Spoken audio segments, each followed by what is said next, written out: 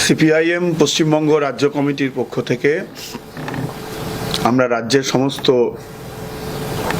সংগ্রামী মানুষকে অভিনন্দন জানাচ্ছি, শুভেচ্ছা জানাচ্ছি।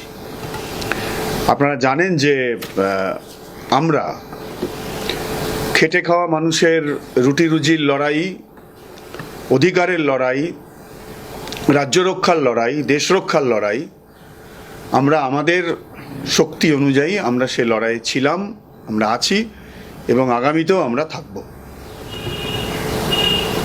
এই মাসেরই 22 থেকে 25 ফেব্রুয়ারি আমাদের পার্টির 27তম রাজ্য সম্মেলন হুগলি জেলার ডানকুনিতে অনুষ্ঠিত হতে চলেছে।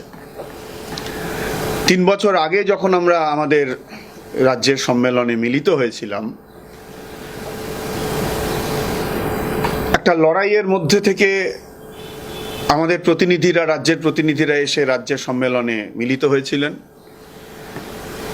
এবং সম্মেলন থেকে ফিরে গিয়ে এই 3টে বছর ধরে গোটা পশ্চিমবাংলার গ্রাম, শহর, কল কারখানা, জমির আলের ধার, শহরের বস্তি, যেখানে যেখানে খেটে খাওয়া সাধারণ মানুষ রয়েছেন সেখানে সেখানে আমরা মানুষের দাবিতে লড়াই গড়ে তুলতে আমরা 100% আন্তরিক ছিলাম।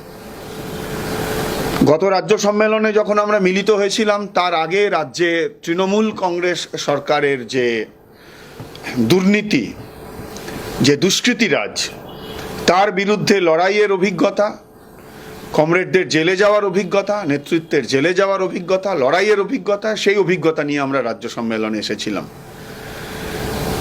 রাজ্য সম্মেলনের পরেই 2022 সালের একদম প্রায় শুরুর দিক থেকে গোটা পশ্চিমবাংলা জুড়ে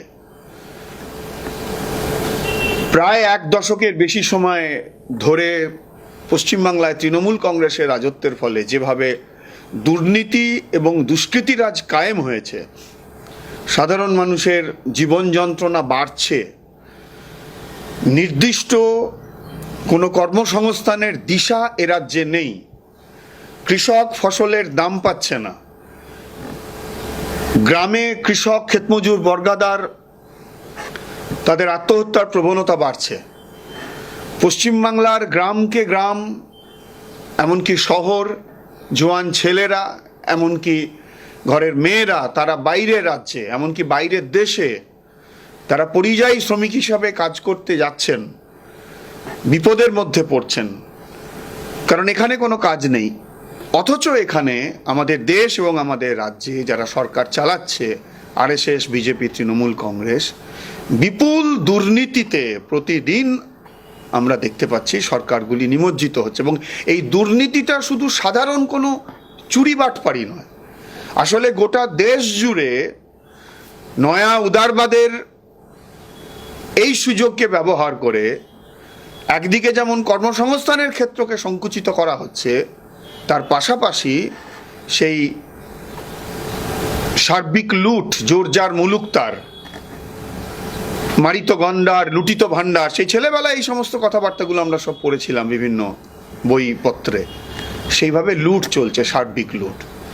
ওদিকে আরএসএস বিজেপির পৃষ্ঠপোষকতাতে সারা দেশে কয়েকটা কর্পোরেট সীমাহীন নির্বিচার লুট চালাচ্ছেন দেশের সম্পত্তি, রাষ্ট্রায়ত্ত প্রতিষ্ঠান, প্রাকৃতিক সম্পদ, মানব সম্পদ।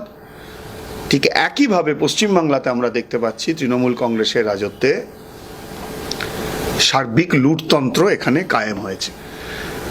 ফলে সেই লুটতন্ত্রকে সুরক্ষিত রাখবার জন্য দুষ্কৃতিরাজ, আজকে পশ্চিমবঙ্গে তৃণমূল কংগ্রেসের এই শাসনে লুম্পেনরা এবং দুষ্কৃতীরা আজকে রাজনৈতিক কর্মকাণ্ডের কেন্দ্রবিন্দুতে চলে আসছে। শাসক দলের হয়ে যারা আজকে বিভিন্ন জায়গায়, এই দুষ্কৃতীরা, লুম্পেনরা আজকে বিভিন্ন জায়গায় নেতৃত্বের জায়গায় চলে আসছে। প্রশাসন প্রত্যক্ষভাবে, কোথাও কোথাও পরোক্ষভাবে এই সার্বিক লুটতন্ত্রের মধ্যে রয়েছে। আমাদের রাজ্যের মাটির তলায় থাকার কয়লা, বালি, কাঁকড়, বনভূমি, সেগুলোকে নির্বিচারে লুট করা।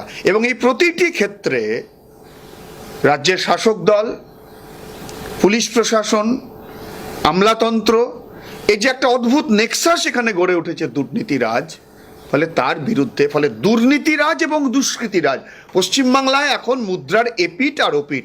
তার বিরুদ্ধে 2022 সালের প্রথম দিক থেকে আমাদের পার্টি সম্মেলনের পরে পরেই আমরা ডাক দিয়েছিলাম চোর ধরো জেল ভরো, এবং গোটা পশ্চিমবাংলায় 31শে আগস্ট বিভিন্ন জেলায় খেটে খাওয়া মানুষের সঙ্গে পুলিশ প্রশাসনের মুখোমুখি লড়াই হয়েছে, আক্রমণের শিকার হয়েছে, প্রশাসনের পুলিশি আক্রমণের শিকার, নির্যাতনের শিকার হয়েছে, মিথ্যে মামলার শিকার হয়েছে, জেলে গেছেন আমাদের কমরেডরা, আমাদের নেতৃত্ব, কিন্তু লড়াই থেমে থাকেনি।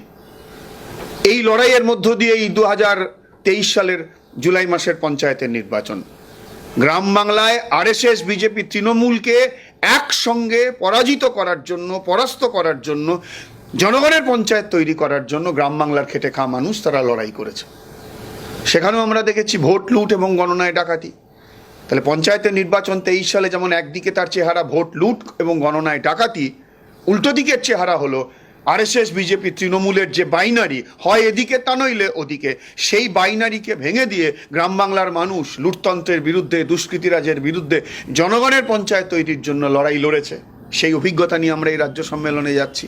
22 সালের লড়াই, 23 সালের লড়াই, 24 সালের লোকসভা নির্বাচন, সারা দেশ জুড়ে আরএসএস বিজেপিকে হারাতে হবে। পশ্চিমবাংলায় আমাদের পার্টি আমরা ডাক দিয়েছিলাম আরএসএস বিজেপি তৃণমূল কংগ্রেস তাকে পরাস্ত করতে হবে।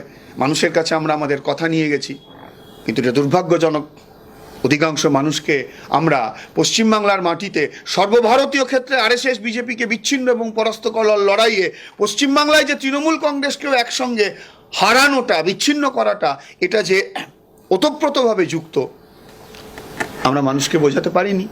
তার পর্যালোচনা হবে আমাদের এই সম্মেলনে, আমাদের লড়াইয়ে। কিন্তু সেই লড়াই যে সঠিক, যত দিন যাচ্ছে আজকে এটা পরিষ্কার হচ্ছে।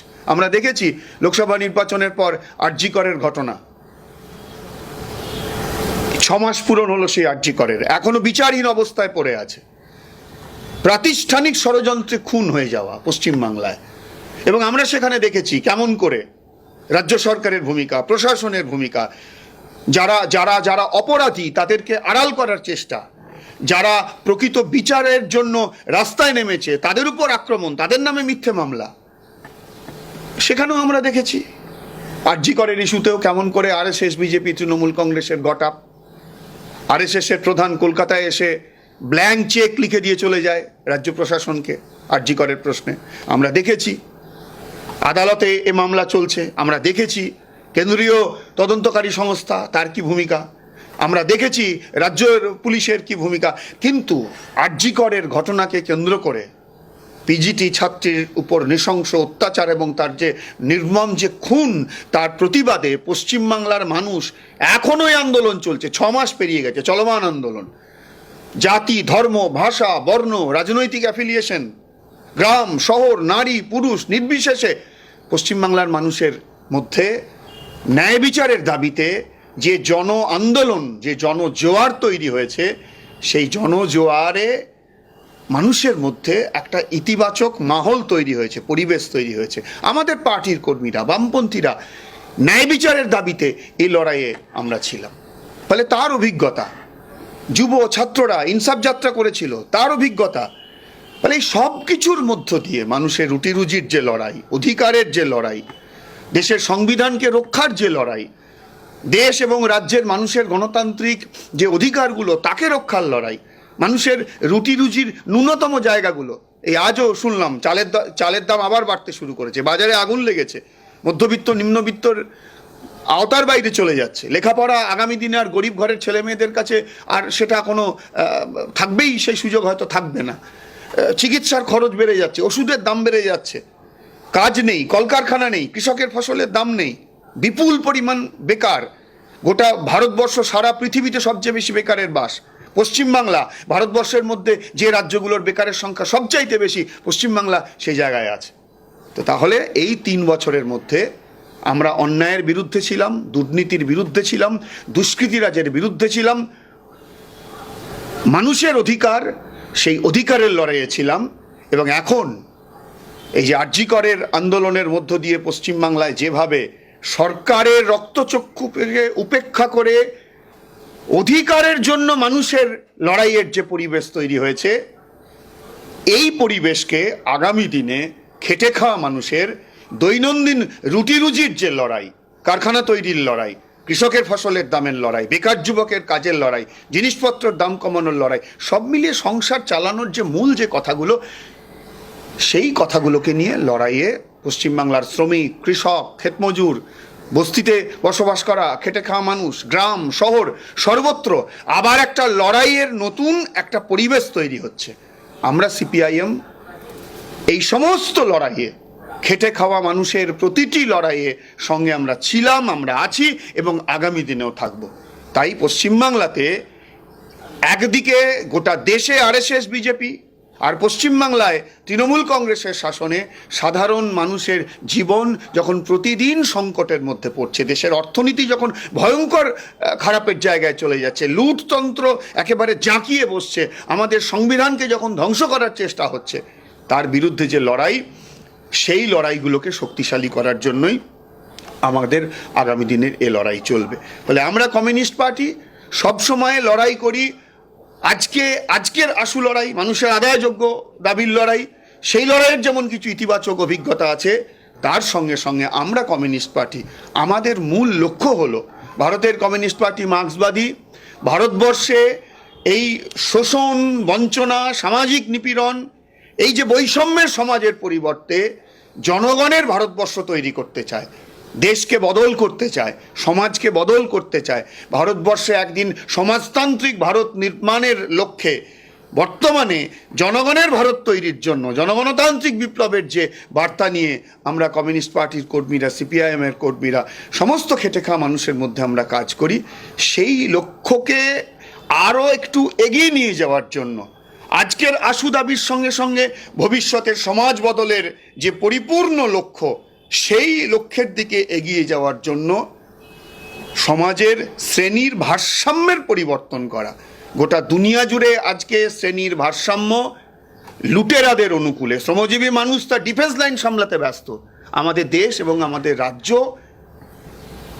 মূল অভিমুখ তাই, কিন্তু গোটা দুনিয়া এবং আমাদের দেশে যেমন শ্রমজীবী মানুষ তার ডিফেন্স লাইন সামলানোর সঙ্গে সঙ্গে এগিয়ে যাওয়ার লড়াইয়ে আছে শ্রেণী ভারসাম্য বদলের, পশ্চিমবাংলার মাটিতেও আগামী দিনে শ্রেণী ভারসাম্য বদলের সেই লড়াইকে আরও শক্তিশালী করতে পারবে, খেটে খাওয়া মানুষদেরকে এই লড়াই আরও আমরা অনেক বেশি যুক্ত করতে পারবো, এই প্রত্যাশা নিয়েই আমরা ডানকুনিতে আগামী 22 থেকে 25 ফেব্রুয়ারি আমরা আমাদের 27তম রাজ্য সম্মেলনে মিলিত হব।